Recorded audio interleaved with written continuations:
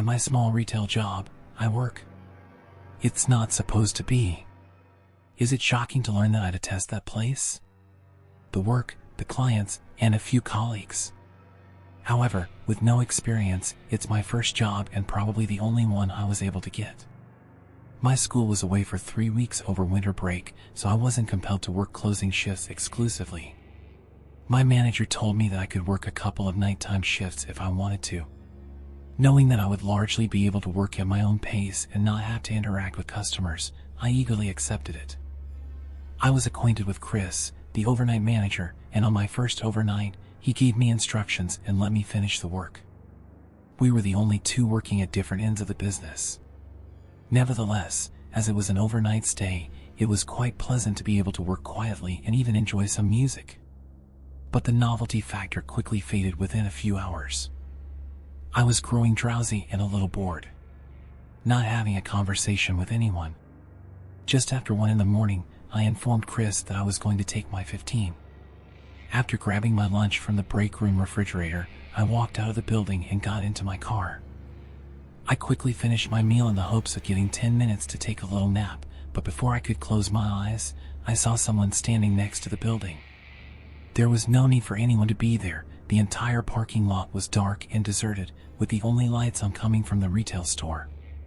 The man appeared to be trying to see inside as he peered through the glass. I felt like I had to stay up to see the guy because it was so strange.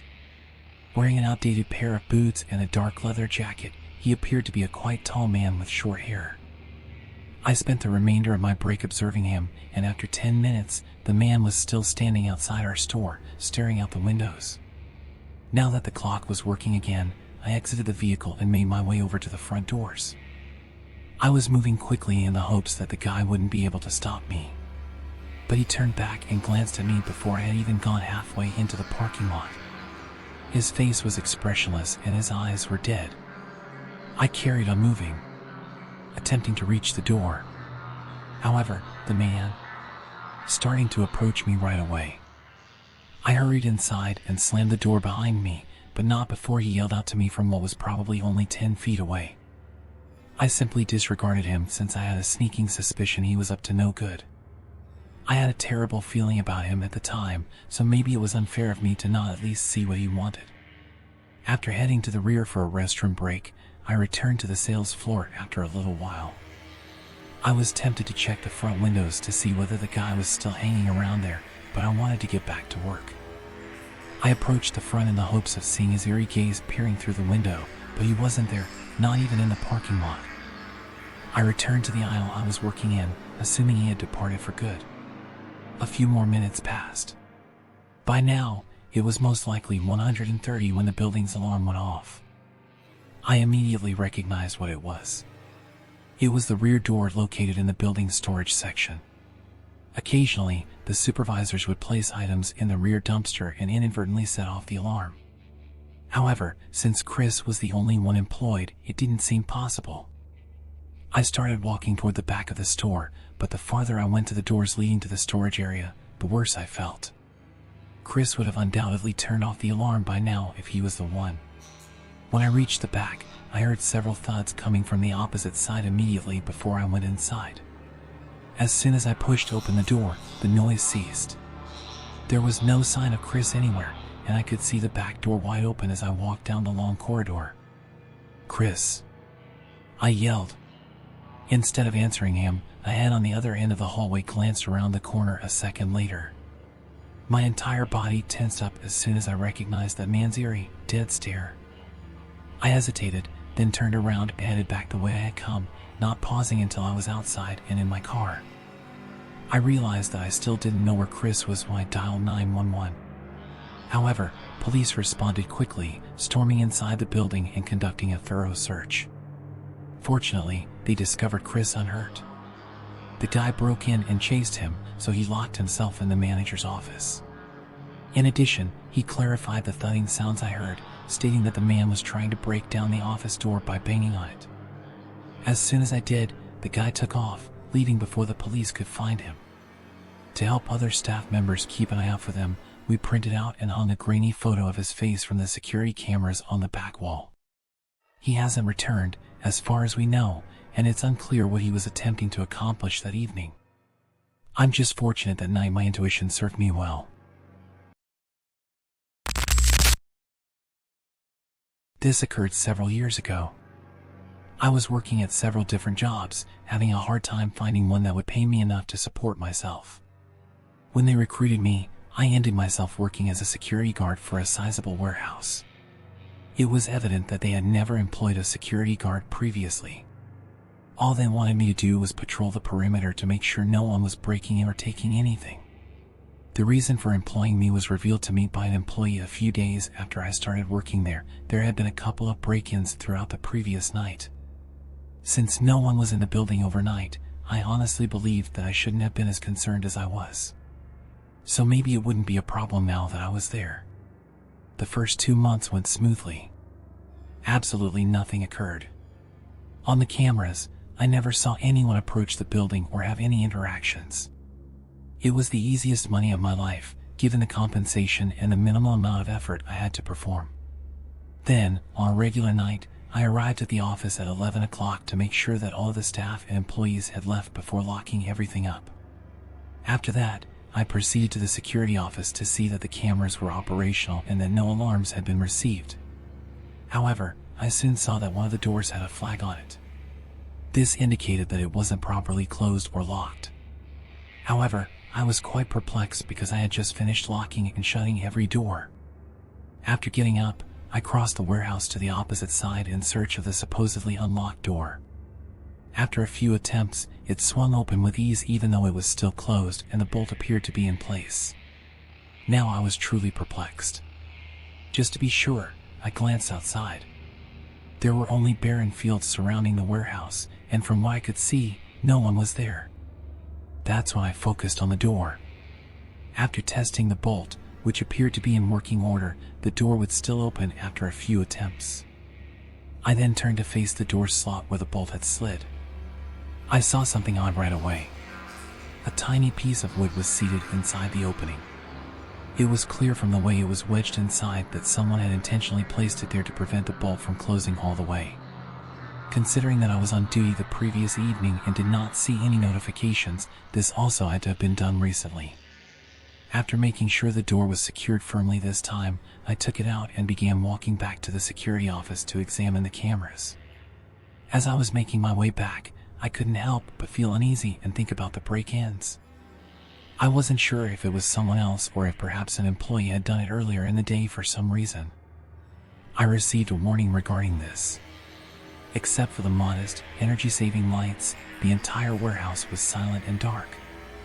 It did not improve my mood. As I turned the corner to head toward the office, I noticed something moving by one of the storage racks. Though it was very difficult to see, I was able to make out the outline of what appeared to be a head peering around one of the boxes. I hastily resumed my stroll while feigning disbelief at their presence, and succeeded in entering the office before locking the door. Next, call the police as soon as possible. I sounded unsteady because I was so scared. After that, I put down my phone and went back into the security system. I scrolled through each live feed until I came across the hallway feed. I nearly leaped out of my seat when I saw the video. A man was standing just across from the door. Even though the camera was not up close, it was obvious that the guy was carrying a firearm. It appeared to be either a little rifle or possibly a huge knife.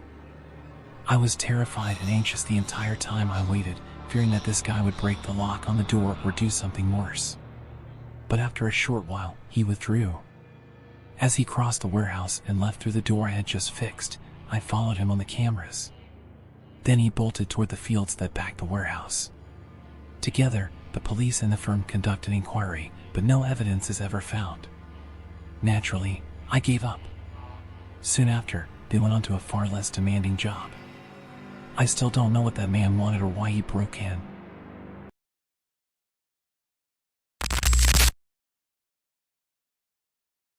I've been employed at a downtown office building for several years.